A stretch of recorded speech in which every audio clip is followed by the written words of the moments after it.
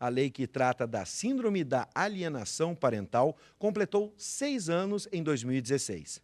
Segundo o texto, a alienação parental é a interferência na formação psicológica da criança ou do adolescente promovida por um dos genitores, avós ou pelos que tenham a guarda. Este é o assunto do quadro Direito em Pauta de hoje.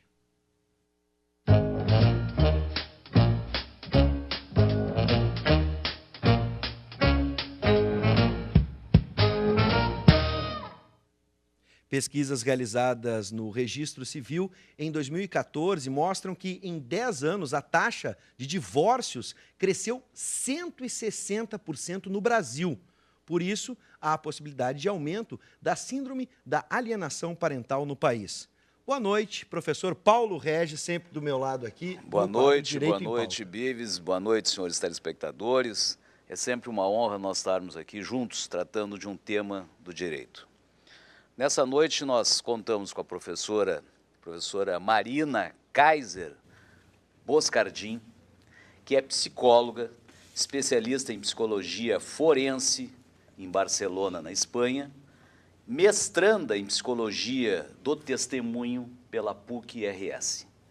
Contamos também, como sempre, com o professor Jorge Trindade, que também é professor de psicologia jurídica, tema que casa perfeitamente com a temática que nós vamos abordar hoje. Vamos lá, professor, e vamos começar, professora, pelo começo.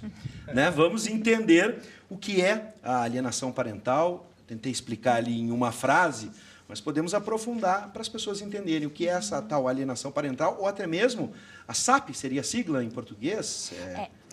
Assim, na verdade... síndrome, né? Isso, nós temos que diferenciar os termos, né? Então, a alienação parental seriam os comportamentos que o genitor, né, atua, assim, na verdade, em relação aos filhos, com o intuito de afastar o filho do pai. Geralmente, porque eu digo pai? Porque na maioria dos casos que a gente recebe, são as mães que são as genitoras alienadoras. Isso não é regra. Então, existem pais também, né, que fazem alienação. A síndrome da alienação parental seria a consequência desses comportamentos de alienação. Sim. Então, seriam os comportamentos que passam a ser apresentados pela criança. Sim. Né? Seriam as consequências, na verdade, da alienação parental. Muito bem. Explicamos, partimos do princípio, não é, professor? Sem dúvida. Vamos lá. Professora Marina, e a prova?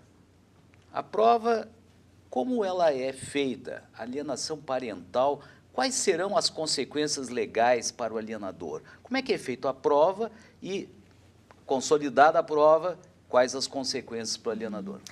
Assim, nos casos de alienação parental é muito complicado nós fazermos essa prova, porque envolve uma questão familiar, né? É diferente de uma prova criminal, porque envolvem outras coisas, envolvem emoções, envolve um casal que teve essa relação de casamento com o intuito de que desse certo e, de repente, né, na situação de litígio, passa a acontecer esses comportamentos. Então, a prova, a gente tenta, na maioria das vezes, perceber nas mães e pais alienadores esses comportamentos e fazer relatórios que ajudem na decisão do juiz quanto a essas penalidades que podem ser aplicadas. Sim, mas como que ela chega ao conhecimento? Evidentemente que esse fato precisa chegar ao conhecimento de um magistrado. Claro. Qual é a porta de entrada? Sim, geralmente quando o magistrado tem suspeita de que esteja acontecendo uma alienação, é determinado que seja feita uma perícia psicológica, né, psicológica, psiquiátrica, para que se verifique se essa alienação tem indícios de que esteja ocorrendo. E tendo esses indícios, então, é passado um laudo para o magistrado poder tomar essa decisão e ter fundamentos, né, na decisão.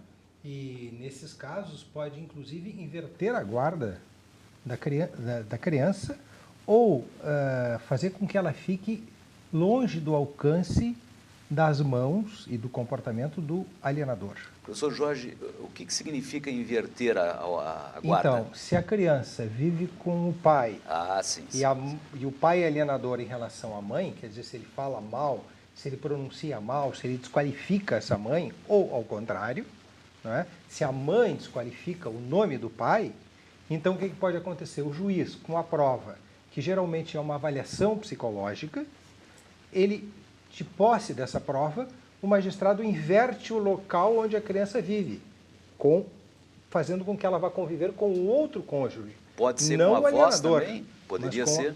Pode ser avós, podem ser outros parentes. O alienador se caracteriza na medida em que ele pronuncia mal o nome do outro. Por exemplo, eu não gosto da tua mãe, eu não gosto do teu pai, ou a criança recebe um presente, uma camiseta de aniversário. E aí vem o pai ou a mãe e diz assim, essa camiseta bem feia, essa camiseta bagaceira.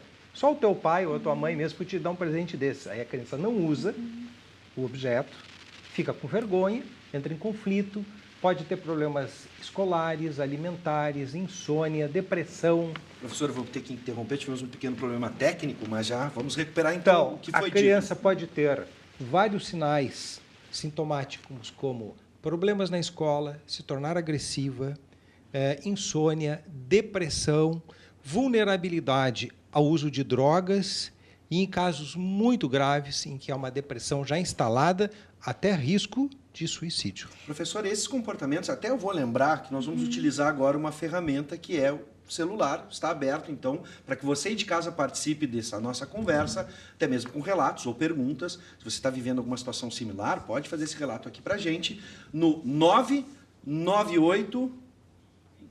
995882374. O 98 é da rádio, é da Mix FM, tá? O 9890-1071 deleta. Vamos de novo com aqui da TV, tá bom? É o 995882374. Tem um novo 9 aí que você tem que botar na agenda. Já tinha o Conexão RS, dá aquela atualizada e pode participar do programa pelo WhatsApp.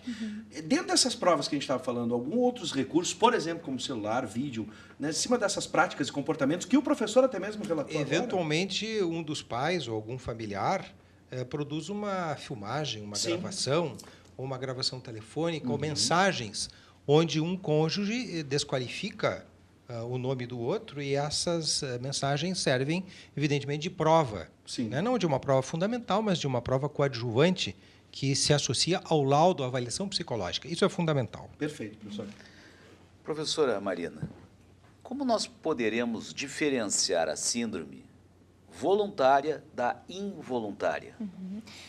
Assim, num divórcio litigioso, que é geralmente onde acontece a alienação parental, geralmente o que a gente vê de motivação das genitoras, geralmente mulheres, é uma questão bem assim emocional, né, do abandono afetivo. Não se diferencia a parentalidade da conjugalidade. Então, aquela mãe não consegue separar o ex-marido e ela entende ele como um ex-pai também. Então, o discurso é, ele nos abandonou, né? Então, assim, muitas vezes essa questão acontece de forma inconsciente, porque é um luto mal elaborado dessa mãe ou desse pai, quanto ao ex-cônjuge, né? Que não consegue ser separado sobre ele ser pai ou mãe. Esses alienadores, eles não conseguem perceber a nocividade do que eles fazem, eles não conseguem ver que a criança está sendo prejudicada e acabam pensando somente na sua vingança pessoal mesmo.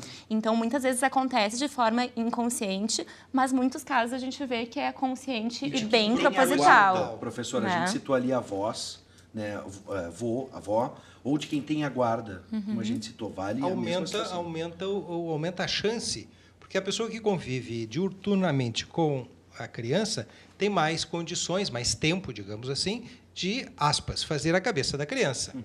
Então, geralmente, a incidência da alienação parental ocorre na casa, na residência, no ambiente onde a criança está com o alienador. Mas importante sublinhar, chamar de culposa ou não? Não, ela é claramente dolosa. Só que, do ponto de vista de família, não se usa essa classificação, não é? Ou ela é consciente, ou a pessoa faz porque assim quer. Ela deseja destruir a imagem do outro. Final. A consequência é vezes, né? E o pior é assim, a Marina dizia isso muito bem, né? Que isso cria uma série de consequências, mas cria uma mentira na criança. E a criança tem que viver com essa mentira por muitos e muitos anos. E quando for adulto? Será que essa mentira, será que essa máscara, Marina, já não está presa no rosto e não dá mais para arrancar? Passaram-se muitos anos. As fragilidades que um ser já adulto, por rememorar o passado, situações de fragilidade, insegurança, E aí, a imagem do pai fica assim, né? E a gente vê que o mais grave que chega à alienação parental são as falsas denúncias de abuso sexual contra o genitor que não detém a guarda. Nós temos isso cada vez mais, né, professor? Esses casos que aparecem. Então, a forma mais eficaz, vamos dizer assim, de alienar um filho do seu pai é uma acusação de abuso, porque os juízes, na dúvida, eles vão afastar esse pai desse filho por não saberem se aconteceu ou não, porque o abuso sexual é muito difícil de detectar. Né? A gente não tem como dizer aconteceu ou não. E por ser muito difícil de detectar, é a forma mais cruel, na verdade, mas eficaz de afastar um pai do filho. Fiquei com uma dúvida agora, bem de leigo mesmo, né? A gente falou em casos de avós, de guarda, e na figura que eu tive na minha família dos dois lados. Eu sou, né, de pais divorciados, eu tinha a figura do padrasto e da madrasta.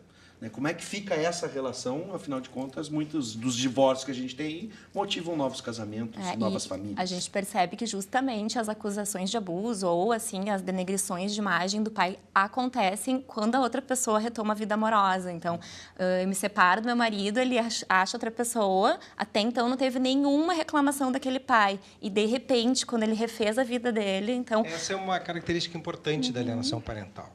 Porque o pai ou a mãe eram excelentes, até o dia em que acontece um episódio desses e o cônjuge, então, se toma de ciúmes, raiva, rancor, ódio e ataca o outro, mas ataca por intermédio de quem? Aí que está o problema da vítima. A vítima é uma criança. Ataca através de uma criança. Então, a primeira vítima da alienação parental, nós temos que deixar bem claro, é uma criança. É uma criança que dificilmente consegue se defender. Ela só vai perceber, aspas, a maldade quando ela for adulta, quando ela tiver consciência. Ela vai enxergar que o pai não era aquilo, não era aquele rótulo que a mãe... Ou ao contrário, ou que a mãe não era aquele rótulo que o pai, podendo se estender, inclusive, para os outros familiares, avós, parentes, tios, e às vezes até para um profissional. Um pediatra, uma psicóloga, uma professora que lida e tem influência sobre a criança. E, usando da sua influência, denigre a imagem de um dos genitores. Agora, dentro do processo que deve ser tomado a partir da constatação, por exemplo, de algum pai ou de algum familiar, né, lembrando que você pode participar, e essa com certeza seria alguma pergunta de alguém que está assistindo e passa por isso ou algo semelhante. Né? Lembrando, você pode participar no 99588-2374, esse é o nosso WhatsApp, e aí as pessoas ficam se perguntando aonde pode haver essa denúncia, né? E como pode ser, quem pode realizar uma denúncia dessa?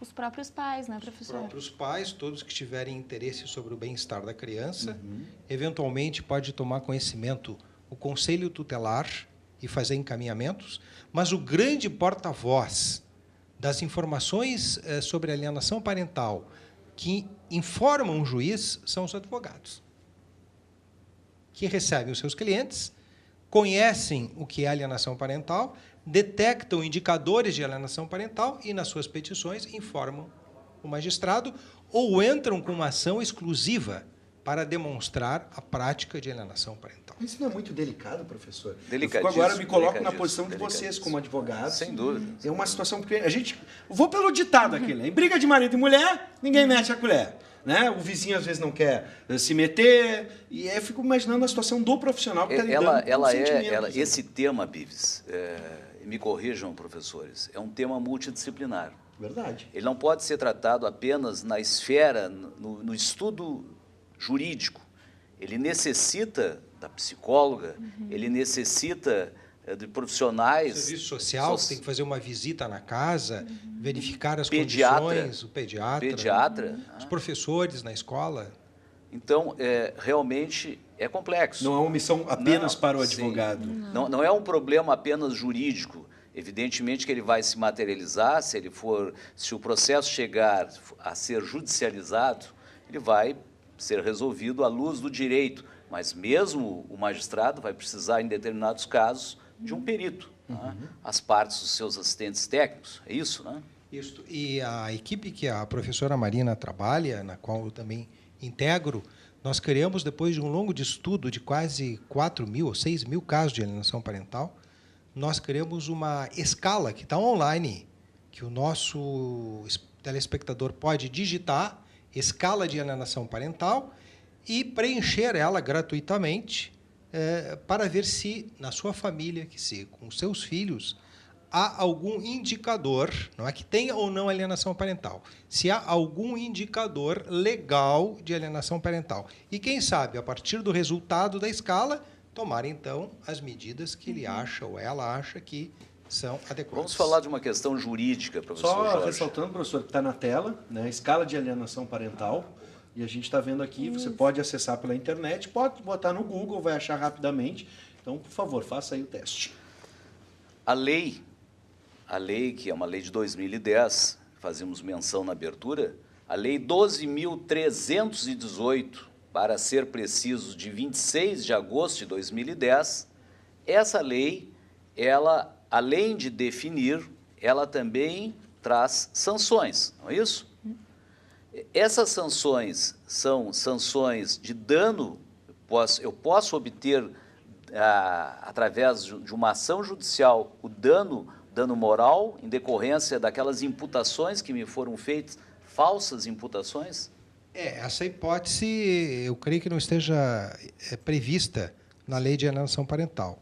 Ela pode ser satisfeita por outros caminhos. Multa ou até uma reparação de natureza de dano moral. Sim. Mas isso seria uma ação própria que a vítima da alienação parental, não a vítima criança, a pessoa alienada, teria que entrar com uma ação contra o alienador para ressarcir-se e até mais. Se houver um ressarcimento, muito mais importante que ele seja para a criança, porque esta é a verdadeira vítima. Sem dúvida. Professora Marina, havia comentado as questões que envolvem a relação com a criança, questão, inclusive, sexual. Poderia detalhar algum caso que seja mais gritante para que o nosso telespectador possa ter uma ilustração desse caso? Sim. Os casos de denúncia de abuso sexual infantil, eles começam de uma forma muito sutil, na verdade, né?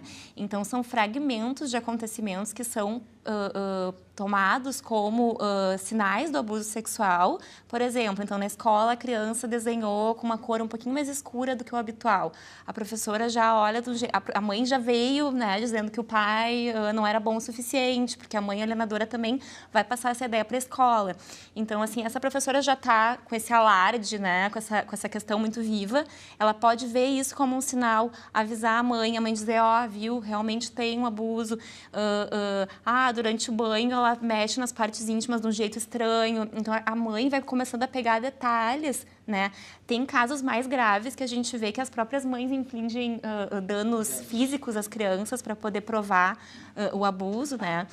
A gente tem diversos casos, na verdade. Agora, lembrar de um, professor, de um só. Eu tenho uma pergunta aqui bem interessante da Raquel de Viamão, que mandou para o 995-88-2374. Ela pergunta o seguinte: o pai, quando não visita o filho regularmente como deveria, seria caso de alienação parental? Não. Isso é abandono afetivo. O pai que não cumpre o papel da sua paternagem, ou a mãe que não cumpre o papel pleno da sua maternagem, isto não é uma alienação parental direta. Isto é, na verdade, um problema afetivo.